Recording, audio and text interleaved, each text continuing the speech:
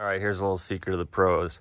You ever buy a boat or a jet ski with like water stains from it like sitting in the water for a long time? So get yourself some cheap toilet bowl cleaner. I usually like Original Works, but this is all Walmart had. Run it on there. Scrub it in a little bit. Give it a little rinse after a few minutes, and when you're done, this is what you should have. Man, you know what you can't have? A bad time on a jet ski.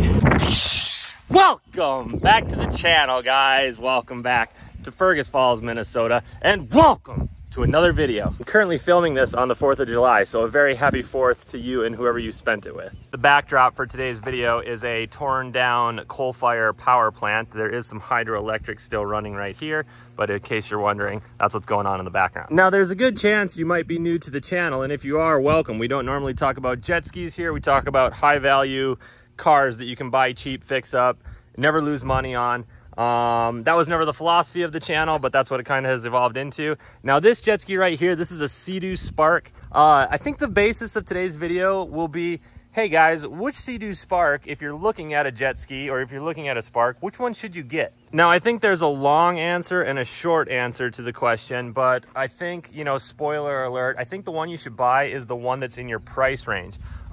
These vary. This is a base model, 60 horsepower right here. Doesn't have any extra bells and whistles like the VTS or the IBR. I'll get into that in a second. Moving up from here, you've got the 90 horsepower model, and then of course the top of the food chain is the Trixx.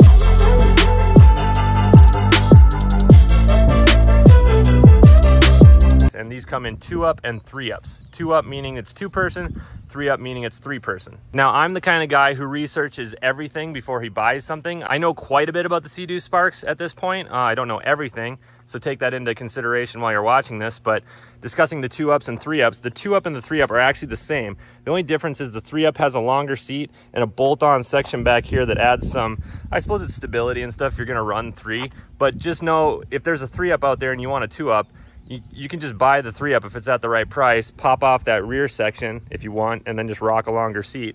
Or the seats come off super easy. Just lift up here, pull back, they're off. That's where the gas is, by the way. And I think on the 3-ups, there might be an extra section here to support the seat. Don't quote me, but you could always get the 3-up, turn it into a 2-up, or vice versa. You can always turn a 2-up into a 3-up. Now, I think I already said it, but this is the base model, the 60 horsepower. Why did I get this one? For the reason I told you, the price. Now, some of you might be saying, well, good luck with that. That's gonna get old real quick. You know, you're not gonna have much fun on a 60 horsepower. And here's the thing. All of the Sea-Doo Sparks have the same engine. It's the 900 Ace. The 90 horsepower have the 900 HO Ace, but it's really just a little computer trick that Sea-Doo does, basically so that they can just upcharge on the 90 horsepower and the Trixx models. So let's say you wanted to get into the engine. It's just a little lock and unlock here. You just pull back and up there. Sorry about that. You just pull back, set it down there, and there is your 900 Ace engine. And if you look at the base model and if you look at the highest model Trixx, it's all gonna look the same in here. Now, I have ordered a tune for this. Basically, there's all these companies out there that will allow you to tune it. You can tune it up to 90, 110, 120. You can run E85. I chose a 120 horsepower tune. That's probably gonna be the next video, so hang around to the channel if you want to see that. Just so you are aware, there's nothing wrong with buying a 60 horsepower model because you can basically get it tuned and have double the horsepower and it'll be faster than the top model Trixx. Now, speaking of the Trixx, all the Trixx is a hopped up version of the base Spark. You get some handlebars, you get something called VTS, which is variable trim. You can add it onto the base. It's literally just a wiring kit that plugs into the computer and you'll get a new switch for right here. But it can be put on any of the Sparks that don't have it. And obviously you could take it off of Spark if you didn't want it. Now, the IBR, the intelligent brake and reverse, sorry, that's the throttle. IBR would be over here. This model doesn't have it. With the IBR, you'll have a handle over here and a little cowl that goes behind like the impeller main jet thing here. And all it is basically when you pull that IBR, you're just moving the cowl up and down. So if the cowl goes down, you can basically stop the jet ski and even get it to go into reverse a little bit, from what I understand. And the base has all the holes to bolt one of those cowls on. So if you're a thinking man like myself, you can buy a base model 60 horsepower Spark, the cheapest one you can find, you know, clean it up a little bit, throw those extras on there, and you can have a Spark converted into a Trixx at a pretty reasonable price if you do it all right. Now, being some of you watching this might be looking to buy one right now, you know, I just went through the process. If I were buying a Spark, some things I would want to know. This is how you access the engine on this side. Your battery's right down here. Make sure this little loop is tight so the battery's not moving around. You're going to want your terminals, positive and negative, tight. Obviously, this one was actually loose and it was throwing check engine codes, so I was able to get a nice little discount on this ski because it was not running tip-top when I bought it, and all it was a loose terminal. That snaps back on, lock it back in. You've already seen where the gas is under the seat. There's just this little lift handle right down here. Hopefully you can see that. You just lift up on that, pull back, there you go. I think you guys can figure out what to do from there. You're gonna wanna run premium octane, 91, 93, whatever. Another thing that would be of note, if you want to check the oil, right underneath here, lefty-loosey, there's your oil dipstick. It does lock in, so you have to turn it to the left to unlock it, and you can pull it out and check the oil. And then, of course, when you're done, make sure to tighten it back up and lock it, like so. Other than the other obvious things, you know, just give the hull a good look. You want to make sure there's no holes or big scratches in there. You do have a drain plug back here, so if you get to go take it out for a test drive, obviously make sure the plug is in when you are driving it. When you're done, unplug it. If water comes out, there's a good chance you got a leak. It should stay pretty dry unless you like tip it over or something stupid while you're out. Also, one thing I forgot to mention, if you wanted to convert one of these to a Trixx, those back pegs that you use to stand up on to kind of get your weight back and, you know, trim up to get the, you know, wheelies going, you can install those on a regular base model Spark. Depending on the year, you might have to, you know, put the thing on, mark your holes. A lot of years now have the like little embossed portions to do the drilling for those pegs, and you basically just bolt them in on the front ones here. Now, you guys that have been with me for a long time know that I'm huge on like simplicity. I like things that are basic. That's exactly what this is. The entire hull is plastic, so it's super lightweight. And basically, if you know how to turn a wrench, you can open this thing up and get to the engine and do all of your service. Some of the service can be done without even doing that. Like the oil changes, there's a pump that'll allow you to put a line down the dipstick tube, and you can just pump out the oil and put your new oil in. But if you wanted to do plugs and maybe some other things, all you have to do is basically unbolt these things here. I'm not going to go into it in this video. There are other videos out there on it, but it's pretty simple. Another thing that's sweet, you know, accidents happen on the water. This body is all plastic. These parts are all interchangeable with all the other Sparks. I believe the Sparks came out in 2014. We're up to 2022 now. Every part, to my knowledge, can pretty much unbolt from any of the others and bolt onto here. So maybe you don't like the color. You know, you can go out there and get a different color. And every year that Sea-Doo comes out with new ones, obviously there's OEM parts that you can get right from the factory, so you can make the old ones look like the new ones. I think right now they're pretty much all black. So that should kind of scratch the surface for you on what you can do with these skis, you know, which one is the right one to get. Let's get it out on the water now. I'm not a pro driver or whatever. We'll just dork around with a little bit. You can kind of see what a 60 horsepower runs like. And then probably in the next video, I'll show you guys what that tuning process is like. I ordered it through Reliable Tuning. So if you're interested in getting your Sea-Doo Spark tuned, I should kind of have a walkthrough how to, or maybe just kind of a vlog sequence of how the tuning went with me and a before and after drive, so you can see a power comparison. Okay, out on the water now, I'll kind of go through the order of operations for you. So this is the key, depending on your model. If you've got a 90 horsepower model, you'll have maybe two. One will have the yellow, one will have the green. The green is kind of the training key. I think it limits the ski to about 60 horsepower if you've got a 90 horsepower. Obviously, with the 60 horsepower, you only get the one, so just tag it on there.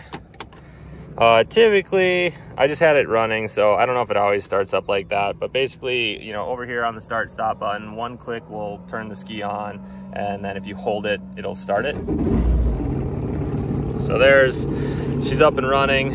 Down here, you've got this button, hang on. Okay, down here in the center, you've got this little button, and you can toggle between different things. So right now it's on RPM. You can go to how many hours are on it. We're up to 38 now, bought it with 36.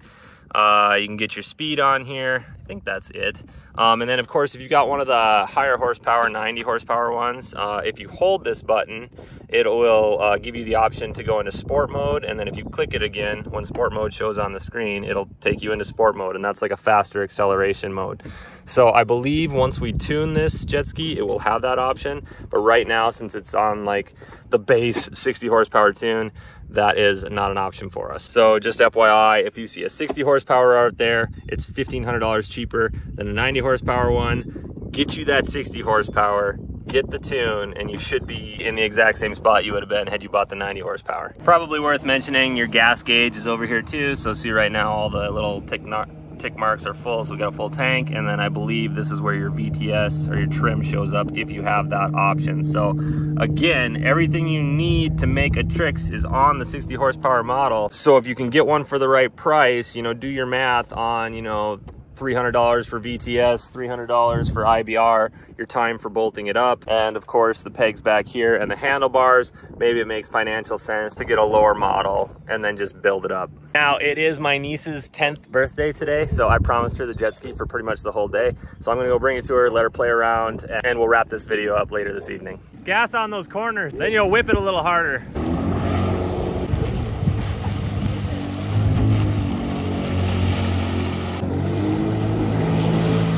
Okay, so as I said before, I'm not Captain Trixx or anything, but I'll give you a top speed run with the Spark, and then obviously we'll do a whip or two. And I've been trying to do these, I think it's called like a counter steer or something like that, where you kind of put your weight all on this left side, counter steer like this, and just use the throttle to kind of keep yourself going straight. So we'll knock those out quick, and we'll probably be done here. All right, here's the smoothest water I could find for the stock run on a 60 horsepower Spark.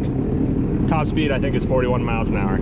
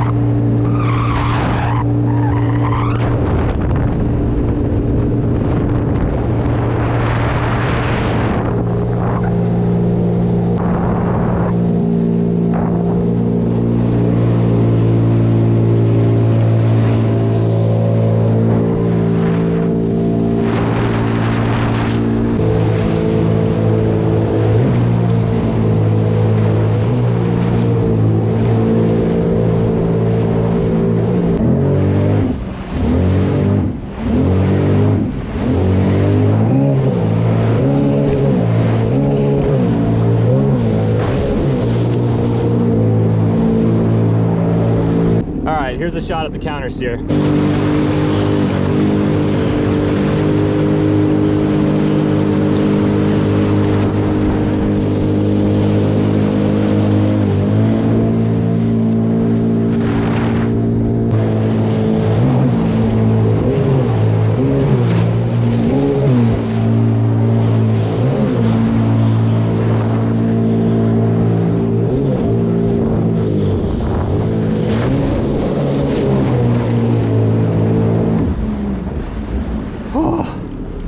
Man, you know you can't have a bad time on a jet ski. That'll do it for today's video, guys. Stay tuned for the tune. I'll catch you in the next one. Listen.